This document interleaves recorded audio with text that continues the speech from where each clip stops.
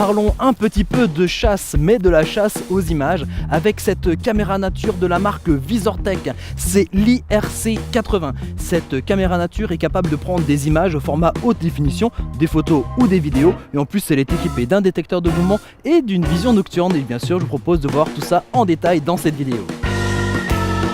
La caméra proprement dite, elle est juste ici, dans cette partie ronde, juste à l'arrière. C'est une caméra qui va prendre des images en haute définition, 1280 par 720p. Des images qui seront assez lumineuses, normal, puisqu'ici il y a une focale qui ouvre en grand, comme on dit, une focale qui ouvre à 2,2. Ça parlera aux photographes d'entre vous.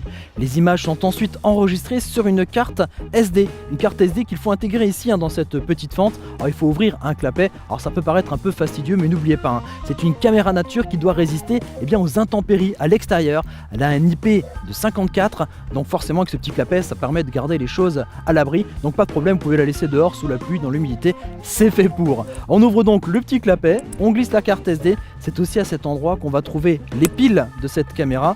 Ici, regardez, un petit chariot avec 8 piles qui vont vous permettre d'avoir une autonomie jusqu'à 120 jours avec cette caméra nature. Maintenant que tout est prêt, il ne reste plus qu'à positionner notre caméra, et il y a ici deux modes de fixation qui sont fournis avec cette caméra. Le premier, c'est cet angle qu'il vous suffit de passer ici à l'arrière de la caméra. Ça va être pratique par exemple pour fixer la caméra à un arbre ou un poteau par exemple, ou à une barrière de maison par exemple aussi. Et puis il y a un deuxième mode de fixation, c'est ici ce pied articulé qui s'accroche sous la caméra. Et donc là, le pied articulé va être beaucoup plus pratique, par exemple pour être fixé sur un mur. Vous voyez ici qu'il y a un pied support, il suffira de fixer avec les trois vis là où vous le souhaitez, et puis après c'est orientable, articulable à souhait.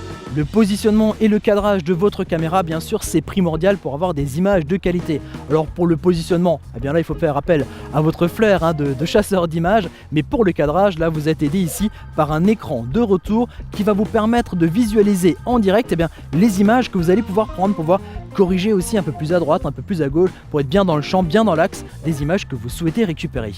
Voilà, tout est en place, il suffit maintenant de mettre en marche la caméra. On ouvre notre clapet et on accède donc ici à un interrupteur. On va choisir entre des images fixes, la photo, ou des images animées de la vidéo. Alors je vais choisir ici vidéo, je referme mon clapet. Là, il y a un compte à rebours qui se met en marche, le temps qu'on s'éloigne. Et après, comment ça va fonctionner?